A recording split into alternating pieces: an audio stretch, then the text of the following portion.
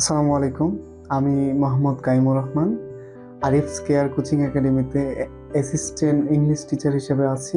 Arif's care coaching একাডেমিতে around 1 মান্থের মতো আছি। আরিফস কেয়ারের সাথে জার্নিটা শুরু থেকেই আমার ভালো ছিল, স্টিল ভালোই আছে।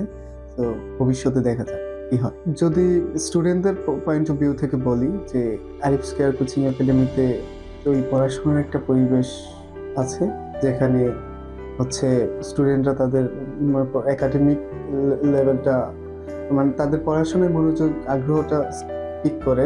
তো পড়াশোনার জন্য মেইনলি ইম্পর্টেন্ট হচ্ছে পরিবেশ নিশ্চিত করা। তো আরিফস কেয়ার কোচিং একাডেমি ওই পরিবেশটা, এই শিক্ষা বান্ধব যে একটা পরিবেশ, সেই পরিবেশটা নিশ্চিত। তো আমার হচ্ছে স্পেশালি পার্সোনালি আমার কিছু প্ল্যান আছে, আমি ওই প্ল্যান অনুযায়ী আগাচ্ছি।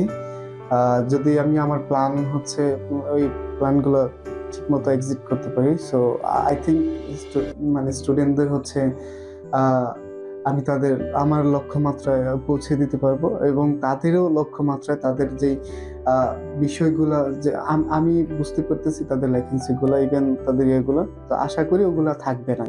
এইটা আরিফস কেয়ার কোচিং একাডেমির জন্য একটা ভালো বিষয় বলা যায়, কারণ এতদিন আমরা ম্যানুয়ালি ছিলাম, আজকে এখন থেকে অনলাইন। তো ইটস আসলে খুবই ভালো একটা সাইট যে আমরা নতুন একটা মিডিয়া যুগ হতে যাচ্ছে। আরিফস কেয়ার আরেকটু মানে পূর্বে যেমন ছিল তার থেকেও সে মানে প্রেজেন্ট ওয়ার্ল্ডের সাথে নিজেকে মানিয়ে নিতে চেষ্টা করে। প্রত্যাশা প্রত্যেকটা কোচিং সেন্টারই হচ্ছে তাদের কিছু ম্যান্ডেটরি থাকে, তাদের কিছু প্ল্যান থাকে যে তারা হচ্ছে লক্ষ্যমাত্রা আগে ই করে। তো আমি আমার এতটুকুই প্রত্যাশা থাকবে যে আরিফস কেয়ার তার লক্ষ্যমাত্রা স্টুডেন্টদের প্রতি যদি বলি যে পড়াশোনাটাকে হচ্ছে ম্যান্ডেটরি রেখে বাকিগুলাকে অপশনাল রাখবেন, কারণ সবগুলাই লাগবে। সাংস্কৃতিক প্রতিটা অঙ্গনেই আপনার বিচরণ থাকবে, বা পড়াশোনাটাকে ম্যান্ডেটরি রাখবেন।